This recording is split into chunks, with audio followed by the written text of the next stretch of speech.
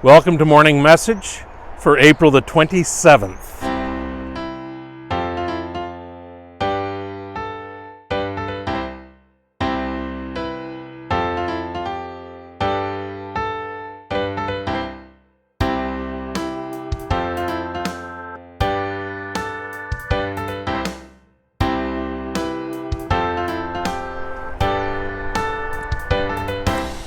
Well, it must be a Tuesday. I'm too lazy to set up all my tripods and stuff like that. So I'm on a selfie stick today, so playing around with a selfie stick. Anyway, here's a quick story from my days in junior high school. In grade 9, I was on our school volleyball team, and we were playing a game against another school at their gym. And so after school, we all piled into cabs or teachers' cars. I don't really remember which it was. But anyway, we went over to this other school. And when we got out in the parking lot, I'd never been to that school before, and neither had most of the other guys on the team. And I suggested we go in through the front doors. That would be the polite thing to do, seeing how we're visitors to the school, to kind of make our presence known that way. So we went in through the front door and walked through the foyer. Someone knew where the gym was, which was just on the other end of the foyer. And we're just about to walk into the gym when we heard this big booming voice yelling at us, "What do you kids think you're doing?" That kind of thing. It was the principal of that school who was angry with us because we had taken the front door rather than the gym door, which is where we were supposed to go. Students weren't allowed to use the front door.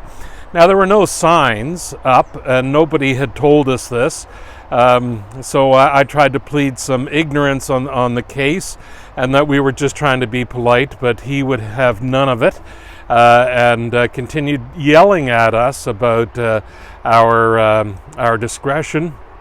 And we were only feet away from the door that would have led us into the gym, but he made us go back out through the front doors, the doors that students weren't allowed to use, and walk all the way around the school to go into the proper entrance. So I always thought that was a really weird thing for him to make us do. I never got in trouble. I mean, I don't know, maybe our vice principal was one of the drivers that day, and he quieted things down. If that principal phoned my principal to complain about what we did, my principal didn't do anything about it. He probably thought that was the polite thing to do, and they had a weird sort of rule over at that school anyway. As you know, ignorance isn't always a claim you can make to get out of a penalty of some sort. We were always taught that ignorance of the law is no excuse. But sometimes it does apply. Sometimes it does work. Sometimes our ignorance is the thing that caused us to break some kind of rule, especially an arbitrary rule that doesn't seem to really make a great deal of sense, such as that one at that school. Sometimes human beings do things despite the fact that they know better, such as having a large gathering in the middle of a pandemic, one that could potentially infect other people with coronavirus. That's the case in various places, but it also happened in Halifax last week, and those students will have to suffer the consequences of their actions. So they might be fined. I think they have been fined. They might be expelled from school, but also worse, they might have infected somebody who will get coronavirus, or perhaps even die from coronavirus. So there are consequences to our actions, even if they're in ignorance. And in that case, certainly nobody could argue that that gathering happened and the people there just didn't know better. That's not an excuse you can use right now. And I'm reminded, of course, of the fellow that tried to assassinate John Paul II. John Paul II actually met with him and forgave him for trying to assassinate him. And but the man was still charged and convicted and sentenced and spent time in prison for his crime.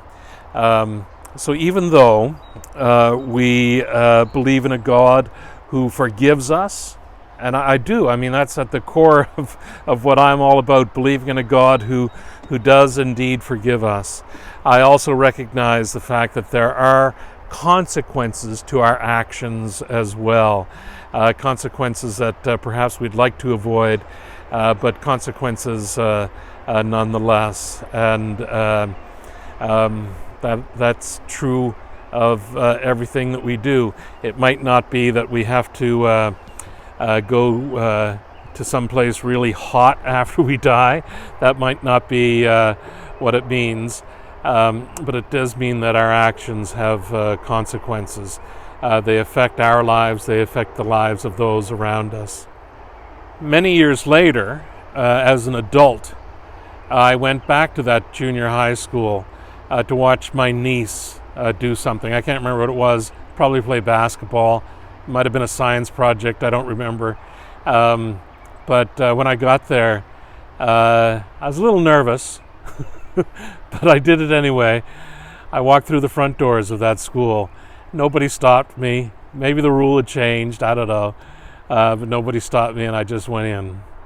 I should have known better, right? In any event, regardless of the consequences of our actions, we do need to find it in our hearts, to the best of our ability, to offer forgiveness to one another. God bless. Amen.